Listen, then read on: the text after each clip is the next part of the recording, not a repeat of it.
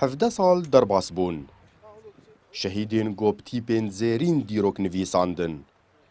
Maçek futbolê bû ku bû çirûska raperîna Qamişlo.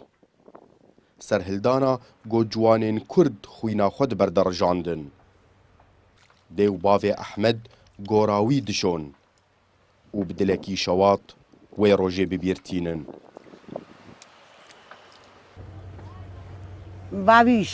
باویشان بدی جاکێت تەمەلوما بدیل مێڤەگەڕی هاتم گۆ کات ئەحمەد نانی گۆ وەڵە خۆشناو لە پێم دەرخست و ڕەبیا گۆ وەڵی نەز نایە گۆ ئەv ئیر و ئەv چی کاتی سەرمە و ئەمێرابن بڕەبن وەڵی نەز ناڕەبن گۆ زەندێ خۆهلدان و ئەو ژڕاشتی کەبراو دابێش کەبرێوان داوێ لوان بەدگەڕینی وەڵە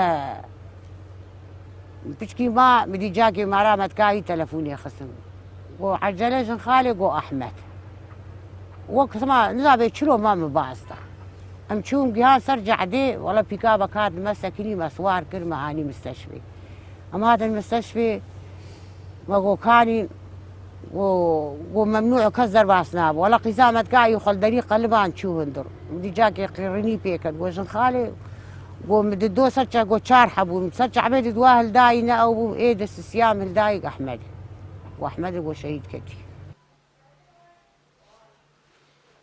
Bavê Aras duê maçê de beşdar bû.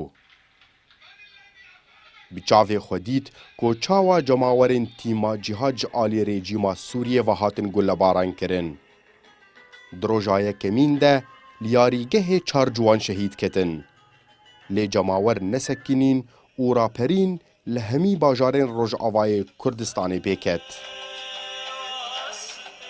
شرطة فشك برا خلقينا يعني دي روجا أول دي روجا دوازي أداري دي چار حب هاتم كشتر بفشكا أو كسي حاضر ويدا كي يعني رحمة خدي لو حر شهر شهيد أو روجا أول شون أو كسي حاضر قش مشروعي شهادتي قش مشروعي كشتني شبر تشتاقي مني يعني حقوقك مزن دلي وعسكري نظام المهم جمل عبي دركتن للشارع عبدو خلقي كتن للشارع عبدو خلقي كتن خلقي بخدا علي اي ورد اي هاتن قرتن اي بريندار بو اي قال لك بريندار بو بالمستشفى. Draperîna duwazdeh adarê de nêzî çil kesî şehîd ketin. Bi sedan birîndar bûn û bi hezaran girtî di zindanên rejîma Sûriyê de hatin îşkencekirin.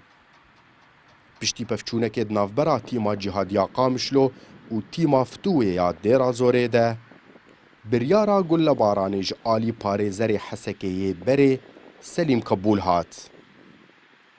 Raperîna Qamişlo bû nîşana serhildana Kurdan li hember rejîma Beas. Ku ta roja îro mêjiyê ewlehî û leşkerî nêzî gelê Sûriyê dibe.